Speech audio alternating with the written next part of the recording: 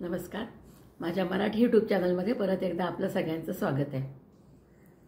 मैत्रिणींनो, आजचा मी एक विषय घेतलेला आहे औषध. आपल्याला सगळ्यांनाच माहिती आहे की नलदमयंती आख्यानामध्ये दमयंतीने एक श्लेष अलंकार वापरून औषध न लगे मजलाम असं म्हटलं होतं आणि तिला इतका भयंकर ताप चढला होता. कितीतरी प्रतिष्ठित आणि प्रसिद्ध हुशार वैद्य आले होते तिच्या सेवेला, सगळे औषधोपचार करायला. आणि राजा राणी अगदी काळजीत पडले, तिच्या मैत्रिणी पण, की इतकं सगळं झालं तरी हिचा ताप का कमी होत नाही, उतरत नाही. तिचं आपलं एकच वाक्य, औषध न लगे मजला. तिच्या आत हृदयात जे दुखणं होतं तिचं, ते ती कसं सांगते हे श्लेष अलंकार वापरून, की औषध न लगे मजला, म्हणजे मला औषधाची गरज नाही आहे पप्पा. म्हणजे राजाला ती तेव्हा तात वगैरे म्हणायच्या, आता आजकाल पप्पा म्हणतील मुली. पण आणि दुसरा अर्थ काय होतो, औषध न लगे मजला, म्हणजे औषध न राजा हाच आहे माझ्यावरती, तुम्ही त्याला शोधून काढा, असं ती दोन्ही अर्थांनी सूचित करते आपली दुःखाचे कारणं. मैत्रिणींना थोडासा अंदाज असतो, पण ते राजापर्यंत पोचलेलं नसतं. म्हणून ते श्लेष अलंकार वापरून असं सांगते, औषध मला नको, न लगे मजला औषध, म्हणजे मला औषध लागत नाही आणि नळ हेच माझ्यावर औषध आहे, हे याच्यामध्ये तिने श्लेष अलंकार वापरला आहे.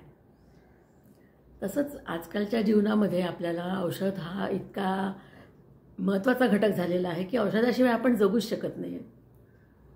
प्रत्येक गोष्टीत, प्रत्येक कारणामध्ये आपल्याला औषध लागतंच. एक विशिष्ट वय झालं की तर अगदी लागतं. आणि लहान मुलांना पण औषध लागतंच, कारण वातावरणाचं पोल्युशन वगैरे इतकं पाहिलं की आपल्याला आजार झालं की औषध उपचार करावे लागतात.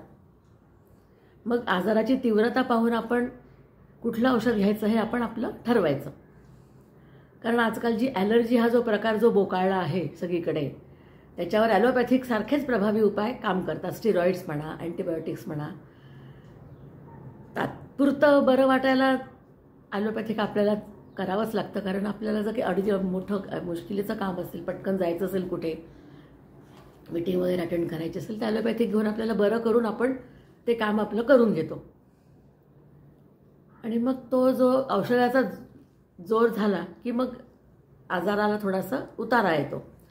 आणि मग आजाराचा उतारा कमी झाला की मग आपण होमिओपॅथिक म्हणा, आयुर्वेदिक म्हणा, असे औषधोपचार करून आपली इम्युन सिस्टीम वाढवू शकतो. आणि मग आपली इम्युन सिस्टीम वाढवली एकदा की मग बरोबर आपली तब्येत चांगली व्हायला मदत होते.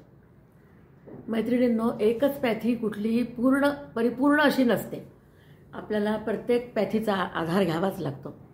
काही गोष्टीमध्ये ॲलोपॅथिक असतं, काही अगदी जर क्रॉनिक आजार असले त्यामध्ये ॲलोपॅथिक हॅबिच्युअल होऊन जातो माणूस त्याला, मग तिथे होमिओपॅथिक काम करतं.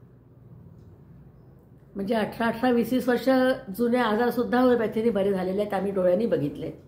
आणि हे एक प्रकारचं चॅलेंजच आहे होमिओपॅथीला. आणि सगळ्यात मेन काय असतं, श्रद्धा. औषधावरती आपली श्रद्धा पाहिजे. मग तुम्ही साधं पाणी जरी पिलं त्या श्रद्धेने तर तुम्ही बरे होऊ शकता, इतकी पॉवर असते. पुढे येईलच हा विषय पुन्हा. तसंच आयुर्वेदिकमध्ये सुद्धा हा इम्युन सिस्टीम वाढवायचा घटक असतो.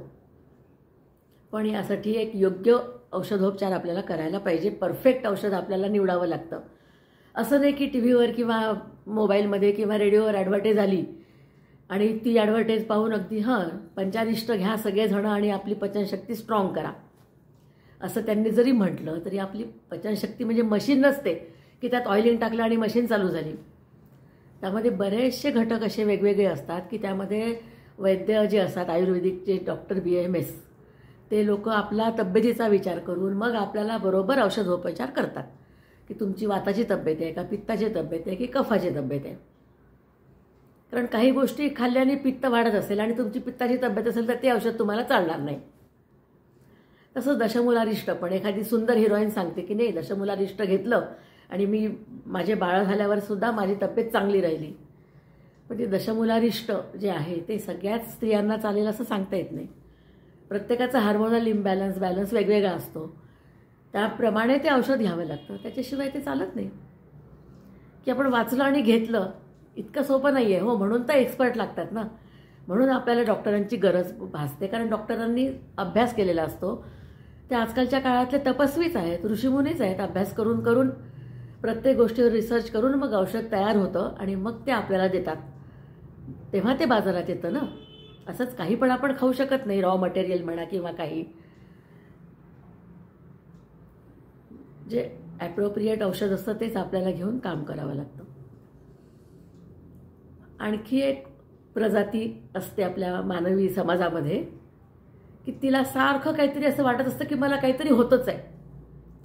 सारखं काहीतरी होतं, छातीत जळजळ होईल, पोटात जळजळ होईल, पाय दुखतील, डोकं दुखेल, काहीच करावं असं नाही वाटणार, असं काहीतरी काहीतरी होत राहील. आणि मग ह्याच्यामध्ये काय होतं की मग ते सारखे डॉक्टरकडे पळतात आणि मग म्हणतात की मला डॉक्टर काहीतरी औषध द्या, मला काहीतरी होत आहे. डॉक्टरांना माहीत असतं सगळ्या टेस्ट झाल्यावरती सगळं झालंच असतं की ते पाहतातच की ह्यांना काहीही झालेलं नाही आहे. पण यांची जी हट्ट करण्याची प्रवृत्ती आहे ती त्यांना माहीत असते. फॅमिली डॉक्टरांना आपल्या पेशंटचं सगळी हिस्ट्री माहीत असते. त्यामुळे हे कसे वागतात, हे कसे वागतात हे सगळं त्यांना माहीत असतं. मग ते एक औषधोपचार करतात, तो प्लेसिबो नावाचा. की हां ठीक आहे, मी औषध तुम्हाला लिहून देतो, हे औषध तुम्ही घ्या, तुम्हाला बरं वाटेल. तर त्याला प्लेसिबो म्हणतात. आणि त्यात ते काहीही देत नाही, व्हिटॅमिन्सच्या गोळ्या, टॉनिक थोडंसं, एक लिक्विड कफ सिरप येतात किंवा काही कफ सिरप पण नसतं, ते साधं लिक्विड असतं बी कॉम्प्लेक्सचं किंवा आयर्नचं. आणि थोड्याशा बी कॉम्प्लेक्सच्या गोळ्या वगैरे देतात, कॅल्शियमच्या गोळ्या देतात की हे तुम्ही दिवसातून 2-3 वेळा घ्या, तुम्हाला बरं वाटेल. आणि मग त्या स्त्रीला म्हणा पुरुषाला म्हणा खरंच बरं वाटायला लागतं. त्यांच्या मनात हे असतं की आपण औषधं घेतले आणि औषध घेतले म्हणून आपण बरं झालो. म्हणजेच काय, शेवटी मानवी मनावरती येतं. मन तुम्ही प्रसन्न करा, मन तुमचं स्ट्रॉंग करा. तुम्ही औषध घ्या नका घेऊ, तुमचं मन जर स्ट्रॉंग असेल तर तुमच्या बाजूला औषधं आहे किंवा आजारपण आहे हे तुम्हाला काळजी करायचं कारणच नाही. मन करारे प्रसन्न सर्व सिद्धीचे कारण, असं म्हटलंच आहे ना. आणि मन स्ट्रॉंग करायला मी तुम्हाला मागेच सांगितले, जप करा, ध्यान करा. तप तर आपण करू शकत नाही, आपण काही ऋषीमुनी नाही आहे. आपण सांसारिक लोक आहे, आपल्याला संसाराचा सगळा गाडा म्हणा, आता आजकाल गाडा म्हणत नाही कोणी, सगळी हसत खेळत जबाबदारी पूर्ण करतात. कारण सगळी टीमवर्क आजकाल फॅशनमध्ये आलेली आहे. सगळ्या गोष्टी टीमनी होतात. तू हे कर, मी हे करते, हे करते. त्यामुळे एकावरतीच सगळं लोड पडत नाही. त्यामुळे आपल्या मानसिक आरोग्य सांभाळायला आपल्याला योग्यतेने आपल्याला ती मदत होते.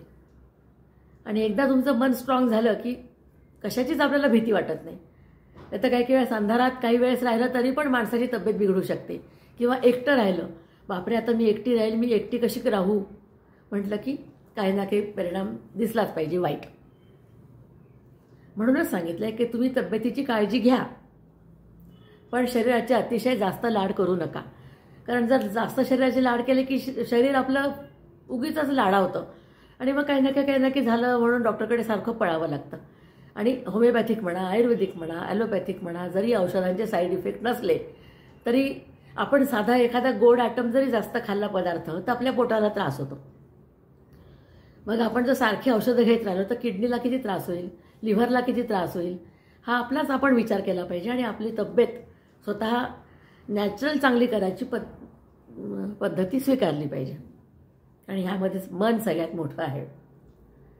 कितीतरी लोक साधू पुरुष म्हणा हे असे कितीतरी काहीतरी खातात, कसे तरी राहतात, कुठे हेल्दी वगैरे हायजेनिक काही नसतं, पण त्यांची तब्येत कधीच खराब होत नाही, ॲलर्जी वगैरे त्यांना कधीच काही होत नाही. कशी, त्यांचं मन स्ट्रॉंग असतं की हे पाणी पिल्याने मला काहीच होणार नाही, हे अन्न खाल्ल्याने मला काहीच होणार नाही, अशी त्यांची दृढ इच्छा असते, शक्ती असते, म्हणजे विश्वास असतो पक्का की मला काहीच होणार नाही. आणि त्याही पुढचं हे झाले ॲलोपॅथिक, आयुर्वेदिक, मानसिक सगळ्या औषधोपचार झालेत. एक सगळ्यात महत्त्वाचा उपचार म्हणजे मी तुम्हाला सांगते की औषधोपचार जो आहे तो काळ.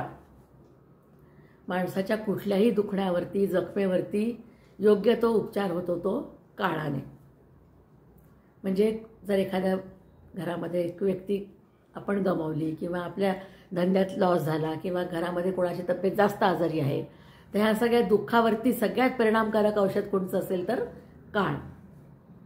काळासारखा प्रभावी मलम कुठेच नाही आहे. तो आपल्या जखमेंचं दाहकता किंवा तीव्रता नक्कीच कमी करतो.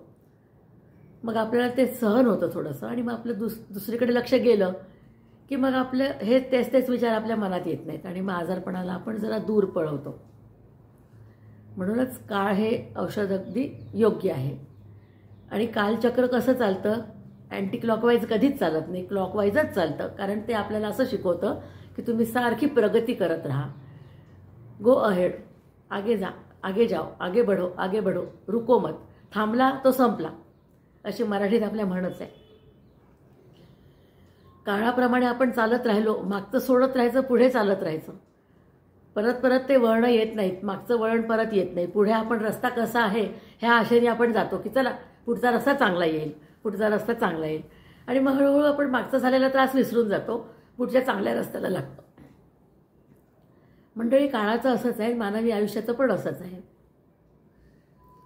की मग आपण त्याच्यामध्ये इतकं योग्यतेने जात राहतो काळाला पुढे, काळाप्रमाणे, की मग आपली जी मागचं दुःख आहे, मनात जे खोलवर रुतलेलं दुःख आहे, त्याची दाहकता कमी होते आणि मग योग्य ते आपण काम करत राहतो आणि मग हळूहळू दुःखाचा विसर पडतो. म्हणूनच कालाय तस्मै नमः म्हटलेलं आहे की काळासारखं औषध नाही आणि काळासारखा देव नाही आहे. काळाला तुम्ही शरण जा. जसा काळ असेल, जसं काळाची मागणी असेल, तसं तुम्ही तुम्हाला स्वतःला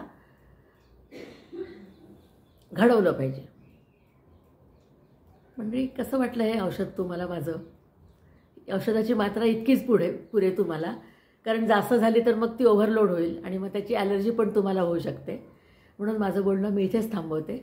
आवडलं असेल तर लाईक करा, सबस्क्राईब करा. नमस्कार.